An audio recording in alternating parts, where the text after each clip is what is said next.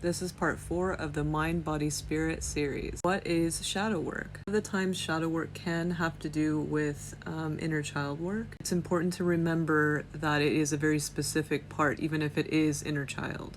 The shadow is the forgotten, the abandoned, the neglected. Compare it to a friend who calls you on the phone and says, "Hey, I need some help. I'm suffering here." You either don't get the phone call or you just hang up on them. Before doing shadow work and before acknowledging our shadows, that's what we're doing. Friend analogy is actually helpful for us to understand it, but don't forget, this shadow is a part of you. Now that you know that you've been ignoring it, possibly neglecting it, or just don't know about it, that is good enough to start. With every kind of process, anything that has work on the end of it, and relationship, like inner child and things like that, it's going to be unique to you. The most common topics that come up is usually trauma work, so when you get triggered by something, and also boundaries that you completely ignore and you're like, okay, wait, I need to actually have boundaries. When you start to get really into it, it's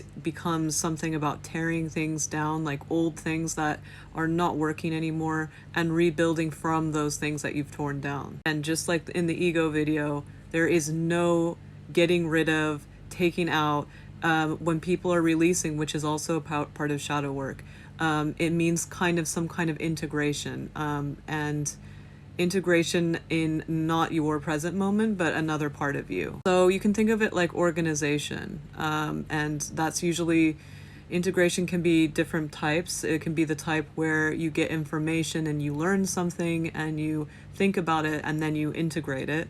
And then there could be the integration where you say, okay, I don't need this anymore, but I do know that maybe a part of me does. And so what happens is we think it goes away, but where it goes is actually to the part of you that it needs to be in. When I say the part of you that it needs to be in, it can be a moment in time where, you need it right when, for example, someone's treating you a certain way. Instead of you doing it from a perspective that is unhealed, you can now use those tools that you were attempting to create in the shadow.